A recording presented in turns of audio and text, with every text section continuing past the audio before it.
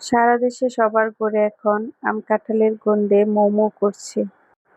আর এই সুযোগে আমিও তৈরি করে নিলাম খুবই মজাদার নরম তুলতুলে কাঁঠালের রস দিয়ে তেলের পিঠা। আর অবশ্যই পাকা টসটসে কাঁঠালের পুষ নিতে হবে। তো কথা না বাড়িয়ে চলুন শুরু করা যাক। কাঁঠালের বিচি আলাদা করে রস চিপে বের করে নিয়েছি। পিঠা বানানোর জন্য একটি মিক্সিং বোলে 1.5 কাপ পরিমাণ কাঁঠালের রস নিয়েছি।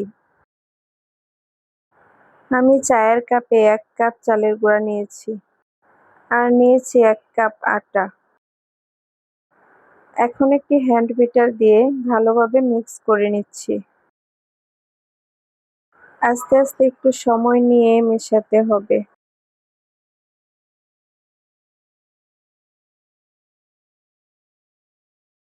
কাঁঠালের রসটা খুব ঘন ছিল, এজন্য সামান্য পানি অ্যাড করছি।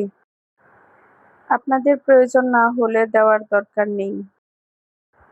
কাঁঠালের রস এমনিতে অনেক মিষ্টি হয়, তাই আমি এখানে কোনো প্রকার চিনি ইউজ করছি না। আপনারা বেশি মিষ্টি খেতে চাইলে স্বাদমতো চিনি অ্যাড করতে পারেন। চাইলে মিষ্টিতে ব্যালেন্স আনতে 1 চিমটি লবণও ব্যবহার করতে পারেন।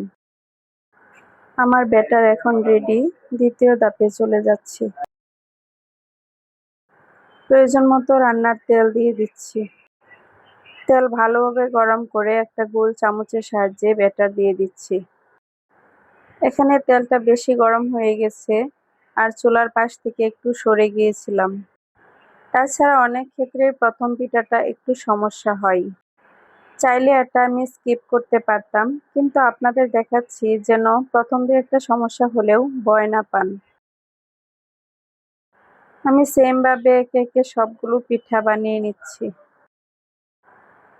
এই পিঠাগুলো যে কি পরিমাণ সফট জুসি হয়, না বানিয়ে খেলে বুঝতে পারবেন না। আমি কাঁঠালের রস দিয়ে বানিয়েছি, আপনারা চাইলে একই পদ্ধতিতে আমের রস দিয়েও বানাতে পারেন। কাঁঠালের রস দিয়ে বানানো পিঠাগুলো এত সফট হয় যে বাচ্চা বুড়ো সবাই খুব পছন্দ করে। তো কাঁঠাল শেষ হওয়ার আগেই আপনারাও এই মজার পিঠা একদিন বানিয়ে নিতে পারেন। আশা করি সবাই খুব খুব পছন্দ করবে। আর আমার রেসিপিটি ভালো লাগলে প্লিজ লাইক কমেন্ট শেয়ার করে পাশে থাকবেন।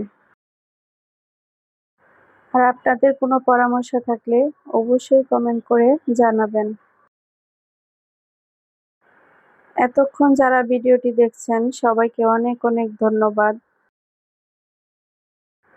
সবাই ভালো থাকবেন, সুস্থ থাকবেন আর আমার জন্য দোয়া করবেন। আল্লাহ হাফেজ।